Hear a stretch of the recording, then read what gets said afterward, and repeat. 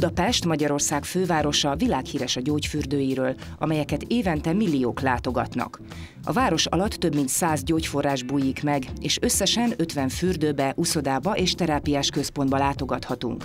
Budapest ezt az adottságot használja ki arra, hogy takarékoskodjon az energiával, illetve hogy eléri a Polgármesterek Szövetségének 2020-ra kitűzött célját. Budapest 2009 óta tagja ennek a szövetségnek, és 2011-ben elfogadta a városvezetése az úgynevezett fenntartható energia akciótervet, tehát nagyon fontos eleme a szén-dioxid kibocsátás mértékének a csökkentése, amelyet Budapest 2020-ra több mint 21%-os mértékben fog teljesíteni. Annak érdekében, hogy ez a cél megvalósuljon, 2011-ben a fővárosi önkormányzat támogatásával a nagymúltú Széchenyi gyógyfürdő egyedülálló összefogásba kezdett a szomszédságában lévő állatkerttel és a helyi távhőszolgáltatóval. A főtáv készítette az ehhez kapcsolódó uniós pályázatot, amely a beruházás finanszírozását segítette, és hát tanácsokat adott a lebonyolításban, illetve a távvezetéknek egy részét, egy kis részét, ami a Széchenyi fürdő és az állatkert közötti útkeresztezését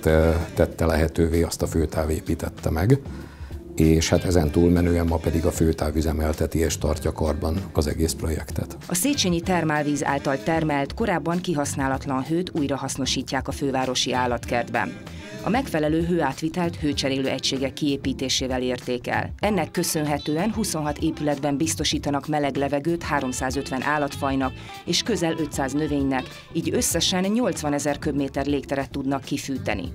Az állatkertnek ezáltal évente 700 tonnával kevesebb a szén-dioxid kibocsátása, és nagyjából 100 millió forinttal kevesebb a gázszámlája, ami az eddigi költségek egyharmadát jelenti. Nem csak azt látjuk, hogy a gázszámlánk lett lényegesen alacsonyabb, hanem az egyéb céljai is ennek a programnak teljesültek, hiszen van egy megbízható olyan fűtési rendszerünk, amely segíti a már kiépített rendszereinket, egyik felől, másfelől pedig hát olyan magasztos célokat is teljesít, mint a klímavédelem. Ki is számoltuk, hogy egy esztendőben annyi karbon egyenértéket tudunk megtakarítani, ami nagyobb súlyt tesz ki, mint 100 hatalmas afrikai elefántbika.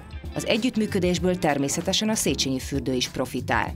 A Széchenyi fürdőnek az a haszna, hogy egyrészt anyagi haszna is van, mert az állatkert a hőenergiáért fizet. Illetve az is a haszna, hogy a kútból feltörő 76 fokos termálvizet a fürdőnek le kell hűtenie ahhoz, hogy a vendégek fürödhessenek benne különböző hőfokokra, és ez a hőmennyiség eddig elveszett.